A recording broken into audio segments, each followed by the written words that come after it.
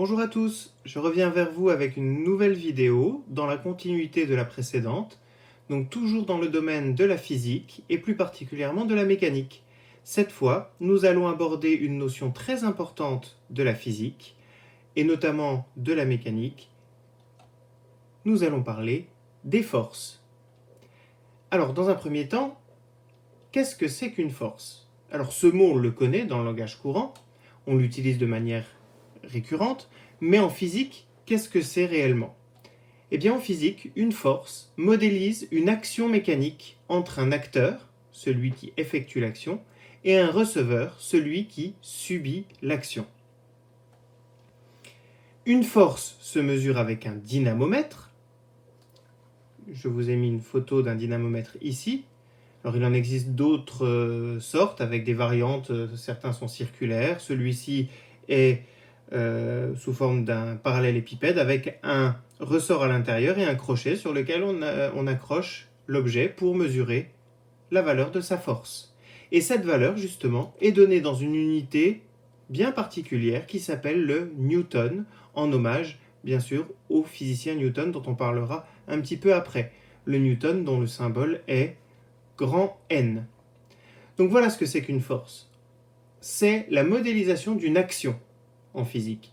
On lui donne une valeur et on peut effectivement mesurer cette valeur. Il existe deux types d'actions mécaniques, donc deux types de forces. Les actions de contact.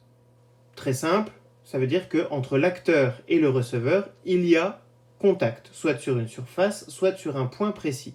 Par exemple, lors d'un match de foot, quand je shoote dans un ballon, mon pied effectue l'action, c'est donc l'acteur, sur le ballon qui est le receveur.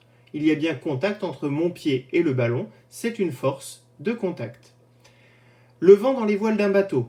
Le vent est l'acteur, les voiles du vent, le receveur, et il y a bien contact entre le vent et les voiles du bateau.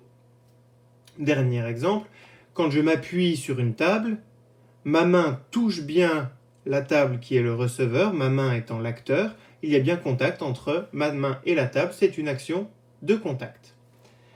Deuxième type d'action, vous l'aurez sûrement compris, s'il existe les actions de contact, il existe l'inverse, qu'on appellera les actions à distance, c'est-à-dire qu'il n'y a pas de contact entre l'acteur et le receveur.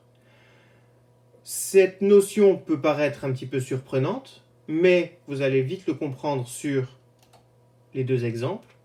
L'action d'un aimant sur un autre aimant. Bien, à distance, deux aimants peuvent s'attirer ou se repousser. Donc il y a bien une action qui s'effectue à distance, il n'y a pas contact entre les deux aimants. Cette force, c'est la force magnétique. D'autre part, entre la Terre et un être humain, il n'y a pas contact entre le centre de la Terre et le centre de gravité d'un être humain. Donc c'est bien une action à distance. Cette force, dont on va parler juste après, c'est la force gravitationnelle. Donc il n'existe que très peu d'actions à distance. On vient d'en citer deux exemples, il en existe un ou deux autres, pas plus. Par contre, toutes les autres actions sont souvent des actions de contact. Dans tous les cas, quel que soit le type d'action, une action mécanique, donc une force, peut avoir trois effets sur le receveur. Et elle aura toujours au moins un de ces trois effets. Premièrement, première possibilité, la force peut mettre en mouvement l'objet. Lorsque je lance une balle, j'effectue bien une action qui va mettre la balle en mouvement. Ou quand je shoote dans un ballon, si c'est un penalty ou un coup franc, lorsque je vais taper dans le ballon, il est au départ immobile et je le mets en mouvement suite à mon action, donc suite à ma force. Deuxième possibilité, une force peut modifier la trajectoire ou la vitesse du mouvement de l'objet. Pour ça, je vais prendre un exemple. Je vais imaginer que quelqu'un court et passe devant moi en courant. Si cette personne passe devant moi et que je pousse de côté cette personne, forcément, elle va dévier de sa trajectoire et on aura une modification de la trajectoire. Si maintenant je pousse cette personne dans le dos, à ce moment-là, je vais accélérer son mouvement, donc je vais modifier sa vitesse. Si je me mettais en face de la personne et que je freinais son mouvement, comme le verbe l'indique, je modifie donc la vitesse. Donc deuxième possibilité, modification du mouvement, soit en termes de trajectoire, soit en termes de vitesse. Et dernière possibilité qu'on étudie peu au lycée puisque c'est très complexe à étudier, une force peut déformer un objet. Exemple tout simple, lorsque je froisse une feuille de papier, mes mains sont les acteurs, la feuille de papier, le receveur, et lorsque j'exerce la force, la conséquence est que la forme de l'objet change, donc je déforme l'objet. Donc voilà les trois possibilités, les trois effets que peuvent avoir une action mécanique sur un receveur: mettre en mouvement l'objet, modifier le mouvement, trajectoire ou vitesse, et déformer l'objet. Donc maintenant on a vu les généralités sur les actions mécaniques, donc les différents types d'actions et leurs effets. Voyons maintenant un petit peu plus en détail comment modéliser, comment donner toutes les informations que comporte une force. Parce qu'en effet, une force comporte plusieurs informations en physique. Et pour traduire ces informations, on va utiliser la représentation par un vecteur, qu'on va appeler donc le vecteur force. Tout comme le vecteur vitesse donnait les informations sur la vitesse, le vecteur force va donner les informations sur la force. Et comme tout vecteur, il n'échappe pas à la règle, il possède 4 caractéristiques, toujours les 4 mêmes. Direction, verticale, horizontale, diagonale, centrale, radiale, etc. Un sens, vers le haut, vers la gauche, de tel objet vers tel objet. En tout cas, dans le mot sens, il y a l'idée de déplacement vers quelque chose, alors que la direction me donne simplement une droite et un angle de direction, alors que le sens me donne l'endroit vers lequel je vais. Un point d'application, là où va s'appliquer la force, et une valeur ou une norme, on dit parfois une intensité, dont l'unité est le newton, qu'on note grand N. Donc vous voyez, une force est représentée donc par un vecteur force, graphiquement ce serait une flèche, et ce vecteur force comporte beaucoup d'informations qui sont très utiles à la compréhension du mouvement et de l'effet que la force a sur un objet. Parlons maintenant, on reverra ce qui est vecteur force sur des exemples concrets par la suite. Parlons maintenant du principe des actions réciproques, qui est un grand principe de la physique et qui est parfois logique, parfois peut prêter un petit peu à questionnement. Voyons un petit peu ce qu'il dit, ce principe. Deux objets, A et B, quels qu'ils soient, exercent l'un sur l'autre une action mécanique réciproque. L'action réciproque d'un objet sur un autre s'appelle une interaction. Donc quand je parle d'interaction, si je regarde ce mot, inter veut dire entre, action, une action, donc une action entre deux objets. Ça veut dire que si moi j'exerce une force sur un objet, il y aura une action réciproque, l'objet exercera une force sur moi.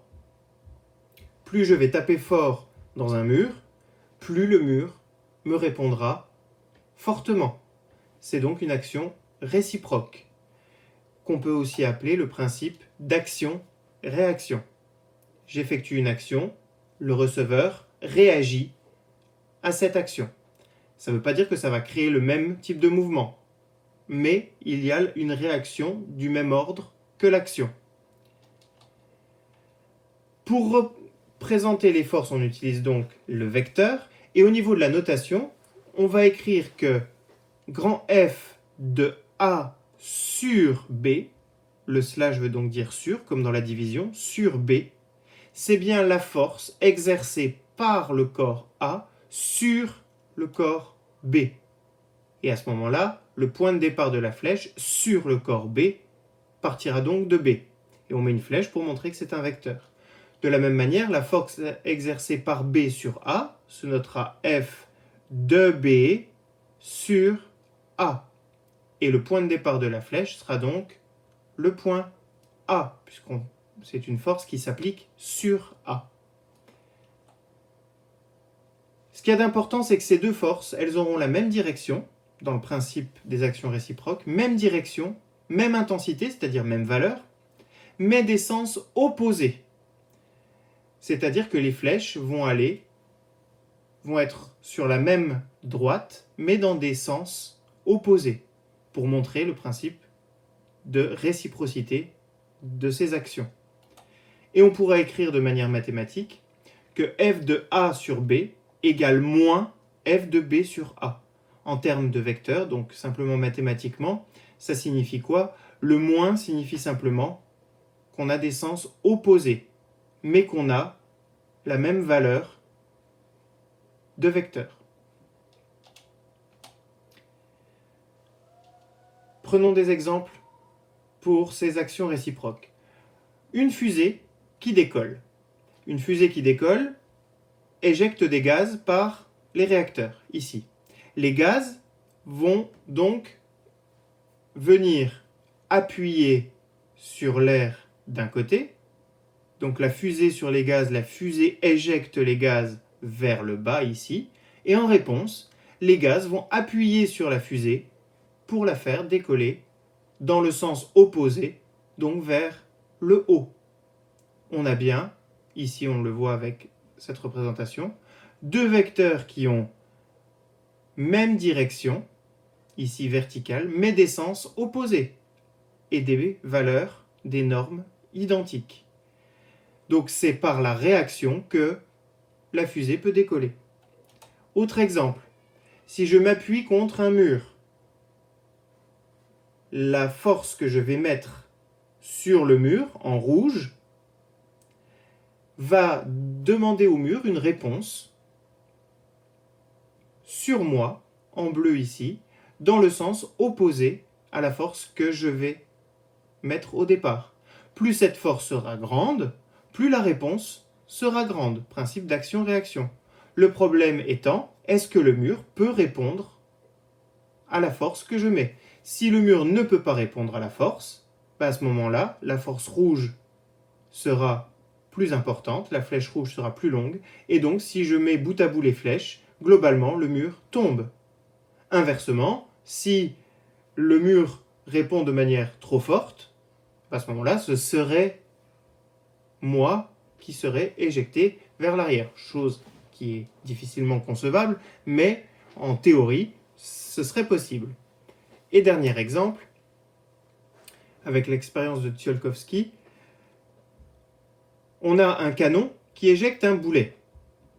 Le canon effectue une action, donc le canon sur le boulet, et l'envoie dans cette direction.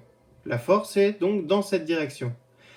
En réponse, en réaction, le boulet va exercer une force opposée, ici, sur le canon.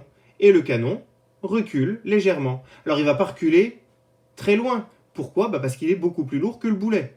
Donc forcément, l'effet de la force ne sera pas la même sur un objet lourd que sur un objet plus léger. Mais la force sera la même.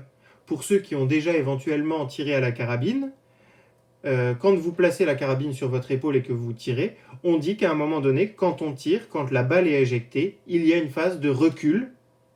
L'arme recule dans notre épaule sur ce principe d'action-réaction. Si la balle est éjectée dans un sens par une force, il y a une réaction dans l'autre sens. Et pour expérimenter ça, Tsiolkovsky a imaginé que sur une barque, et on peut le prouver d'ailleurs, sur une barque à l'arrêt, si on a mis des cailloux d'une certaine masse au départ, si on les envoie dans un sens, eh bien la barque, en réponse, part dans l'autre sens. Et on peut mettre en mouvement la barque rien qu'avec ce principe-là. Donc principe des actions réciproques ou principe d'action-réaction, qui donne donc des interactions. Et nous allons parler de l'interaction la plus courante dans l'univers, qui est l'interaction gravitationnelle. Cette interaction gravitationnelle, elle a été énoncée et découverte par Isaac Newton en 1684.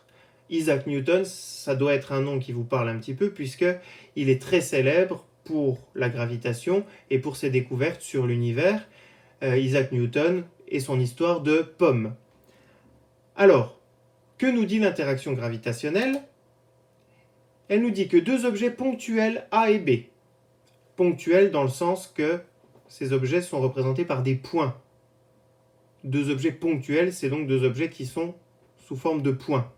Deux objets ponctuels A et B, de masse respective MA et MB, séparés d'une distance D, exercent l'un sur l'autre des forces d'attraction ayant pour intensité, et je vous donne la formule, grand F, qui est la force d'attraction gravitationnelle, égale G, qui s'appelle la constante de gravitation universelle.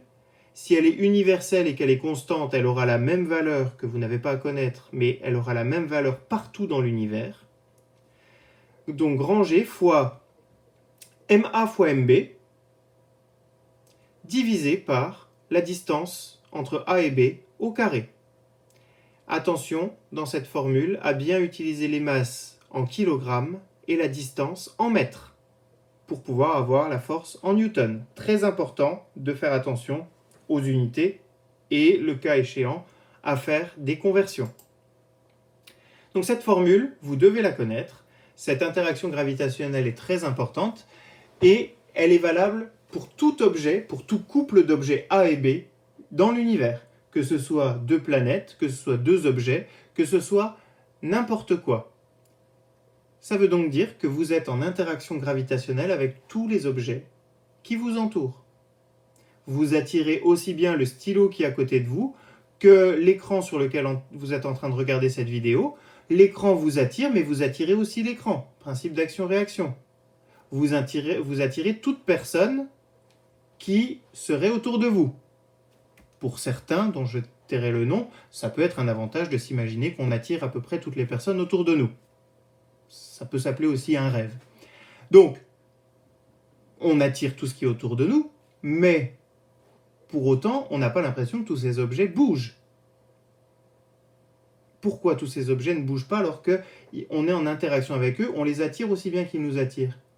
Eh bien parce qu'il y a un objet beaucoup plus massique que tous les autres, dont la masse est beaucoup plus importante que tous les autres, qui est dans notre environnement proche, qui est la Terre. Et donc, la Terre nous attire bien plus que tout autre objet aux alentours. Donc finalement, c'est cette force d'attraction de la Terre qui va être la plus importante, et c'est pour cela que nous ressentons uniquement cette force-là. Et je vous ai parlé d'interaction gravitationnelle, ça veut donc dire que si la Terre m'attire, en réaction, j'attire la Terre. Mais honnêtement, je n'ai pas l'impression qu'elle bouge en dessous de moi. Ce qui est logique, puisque la force aura la même valeur, mais la Terre étant bien plus lourde que moi, elle ne va pas bouger sous l'effet de cette force. Alors que moi, qui suis plus léger, je vais la ressentir, cette force. Donc, elle existe, j'attire la Terre aussi, mais je ne la déplace pas parce qu'elle est beaucoup trop lourde. Par contre, la Terre m'attire et je sens son attraction qui me permet de garder les deux pieds sur Terre. On peut illustrer donc cette interaction gravitationnelle grâce à ce petit schéma, avec comme objet A la Terre, de masse MA, comme objet B la Lune, de masse MB, la distance entre le centre de la Terre et le centre de la Lune qu'on noterait D.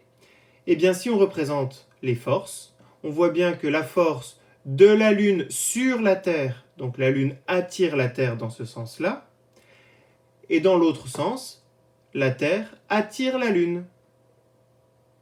Et donc, on a deux forces qui ont la même valeur, la même direction, mais des sens opposés. On peut donc encore une fois écrire que f de A sur B égale moins f de B sur A.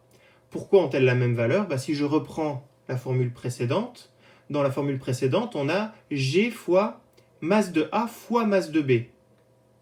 Or, on dit que la multiplication est commutative, c'est-à-dire que m de A fois m de B égale m de B fois m de A. Vous êtes d'accord avec moi, j'espère que 2 fois 3 est bien égal à 3 fois 2. Donc on peut prendre la multiplication dans les deux sens. Donc que je prenne ici pour f de A sur B, m de A fois m de B, ou ici m de B fois m de A, j'aurai la même valeur. Donc les deux forces seront des forces d'interaction de même valeur, mais de sens opposé. Voyons maintenant quelques autres exemples de forces. Et commençons par la plus importante des forces qui existent dans toutes circonstances, qu'on appelle le poids, noté P, grand P avec la flèche de vecteur au-dessus. À quoi est dû le poids? Il est dû tout simplement à la pesanteur terrestre ou d'une autre planète, d'un autre objet très massique. Vous remarquerez l'écriture, la, plus loin, pesanteur. C'est le fait de peser. Quand on parle d'apesanteur en un seul mot, A-P-E-S-A-N-T-E-U-R, le préfixe A veut dire, je vous l'ai déjà dit, il est un préfixe qui donne l'inverse. Donc la pesanteur, c'est le fait qu'il n'y ait pas de pesanteur. Donc c'est pour ça qu'on se sent léger. Attention entre la, plus loin, pesanteur, et la pesanteur, L'. Donc le poids, c'est bien la force due à la pesanteur, donc à l'attraction d'un gros objet sur un plus petit objet. Et chaque objet qui possède une masse est soumis à son poids, dont on va donner les 4 caractéristiques maintenant. Alors le poids d'un objet. Direction, verticale. Sens, vers le centre de la Terre ou vers le bas. Point d'application, le centre de gravité de l'objet. Valeur, et alors là c'est quelque chose que normalement vous avez vu en classe de 3e, et si ce n'est pas le cas, vous devez la connaître pour ceux qui vont continuer la physique par la suite. Le poids est égal à la masse fois l'intensité de la pesanteur. P égale M fois G, avec le poids donné en newton, M la masse en kilogrammes, et G l'intensité de la pesanteur en newton par kilogramme, valeur qu'on vous donnera puisque ce G dépend du lieu où on se trouve. Autant tout à l'heure, dans l'interaction gravitationnelle, grand G est une constante universelle, la même dans tout l'univers, autant petit g dépend de l'endroit où on se trouve. Par exemple, sur la Terre, la valeur moyenne de la pesanteur, c'est 9,81 newtons par kilogramme. On peut utiliser 10 pour les commodités de calcul, mais la valeur moyenne, 9,81 newtons par kilogramme.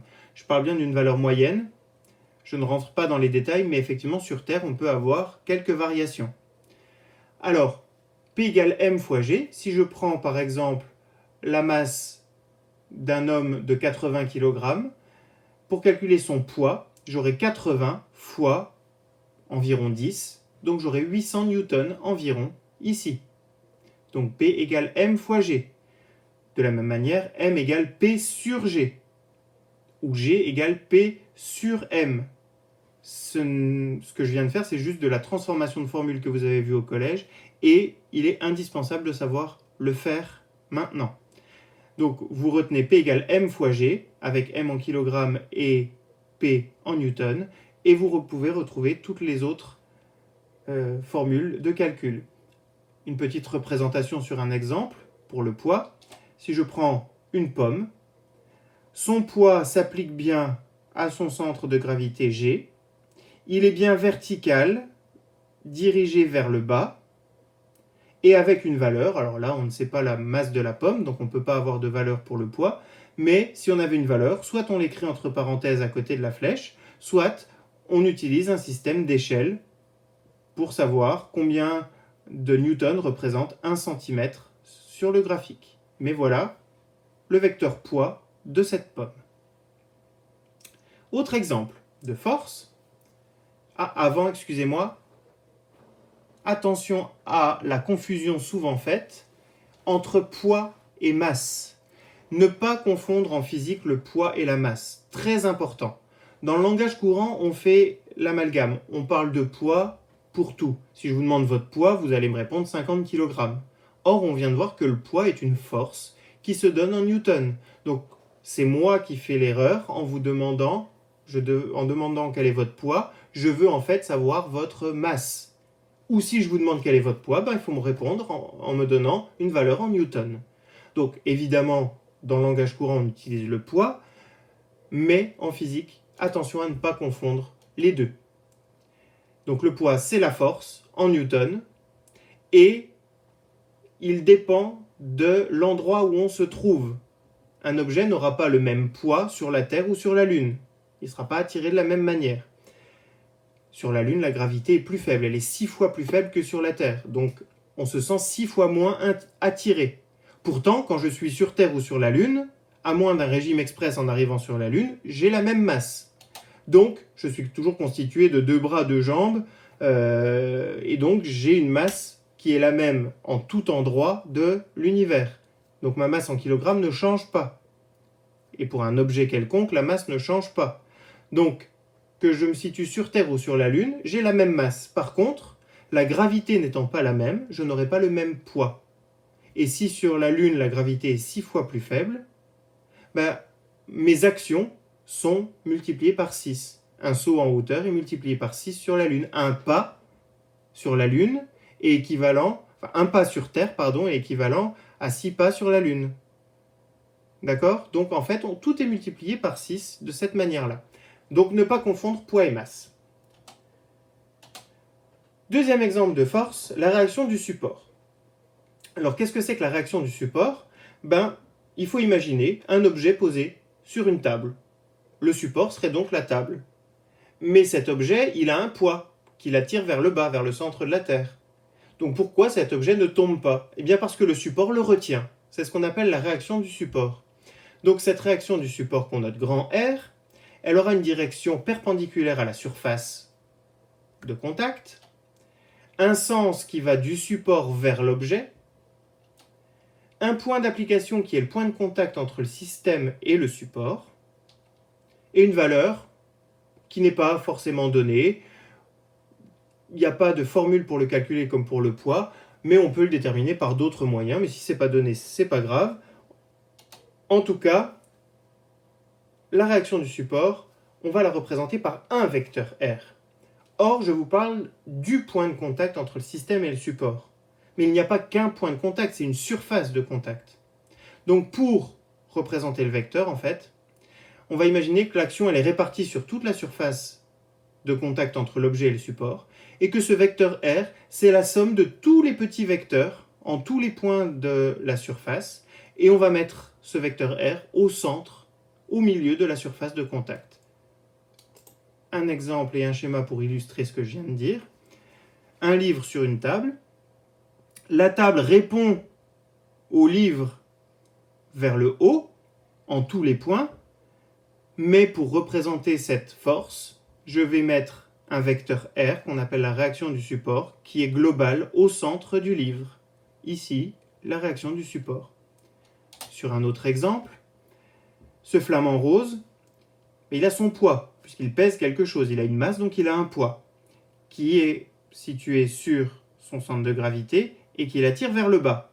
Mais s'il n'y avait que cette flèche rouge, ce flamant rouge, il tomberait, il serait attiré vers le centre de la Terre. Or, il ne bouge pas. Donc pour compenser cette force, il y a en réaction cette flèche verte, la réaction du support, qui permet au flamant rose de tenir debout sans être trop attiré par la Terre, ni remonter. Donc en fait, là, on pourrait déterminer la valeur de la réaction. P égale moins R en termes de vecteur, donc en valeur de norme, la norme de P égale la norme de R. Autre force. La tension d'un fil, qu'on noterait T par exemple, cette force modélise l'action exercée par un fil sur un objet qui est suspendu. La direction de cette force, c'est la direction du fil. Le sens, c'est de l'objet vers le fil, puisqu'on retient l'objet grâce au fil. Le point d'application, c'est le point d'accroche entre l'objet et le fil. Et la valeur, c'est comme tout à l'heure pour la valeur de la réaction du support, on n'a pas de formule directe pour le calculer. Soit on détermine ça par des différents calculs un petit peu plus longs, soit la valeur nous est donnée. Alors des exemples. On a ici une canne à pêche, le fil ici, et donc le poisson qui est accroché est bien retenu par une force, une tension ici, et cette tension est de plus en plus forte quand je tire sur la canne à pêche, puisque je dois compenser le poids du poisson qui la tire vers le bas, et si je veux sortir le poisson de l'eau, il faut que je tire de plus en plus fort ici. Donc cette tension va être de plus en plus forte quand je tire. Autre exemple, une araignée suspendue à un fil, son poids P vers le bas, s'il n'y avait que ce poids, elle tomberait. Or, elle se maintient grâce à la tension du fil qu'elle a tissé au-dessus. Et si j'ajoute et que je dessine bout à bout les flèches, on voit bien que vecteur P plus vecteur T, on revient au point de départ. Elle ne bouge donc pas. Mais ça, nous en parlerons dans le prochain chapitre. Et enfin, dernière force très importante qu'on retrouve en mécanique, la force de frottement, qu'on peut noter petit f, force frottement.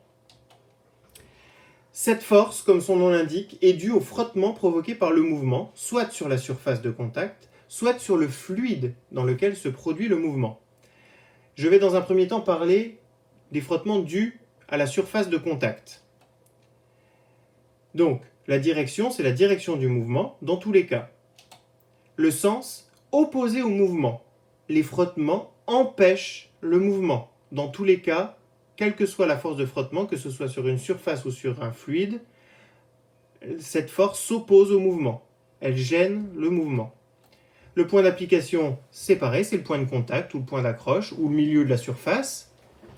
Et la valeur, comme pour les autres, il n'y a que pour le poids où on a une formule, comme pour les autres, on peut la déterminer graphiquement ou d'une toute autre manière. Mais on n'a pas de calcul direct.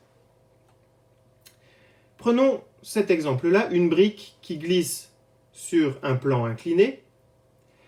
La brique glisse vers la gauche, ici, sur le sol, et forcément, le sol frotte, et ces forces de frottement vont dans le sens inverse du mouvement. Le mouvement va vers le bas, la force de frottement va vers le haut. Et à ce moment-là, on a une force située au milieu de la surface de contact qui gêne le mouvement et qui va ralentir le mouvement. Tout dépend aussi de la surface. Si c'est de la glace, les frottements sont plus faibles. Si c'est de la moquette, les frottements sont très importants. Si c'est du parquet, tout dépend s'il est bien ciré ou pas. Donc les frottements dépendent aussi de la surface de contact. Deuxième exemple, si je pousse un piano sur le sol, il va y avoir des forces de frottement du sol sur le piano, qui vont donc m'empêcher d'effectuer le mouvement que je voulais au départ. Plus je vais pousser fort, plus les frottements vont être forts. Mais ça dépend aussi, ici, de la surface. Si je veux déplacer le piano, il faut que cette flèche-là, donc la force exercée par l'homme, soit plus grande que cette flèche-là, la force du sol sur le piano.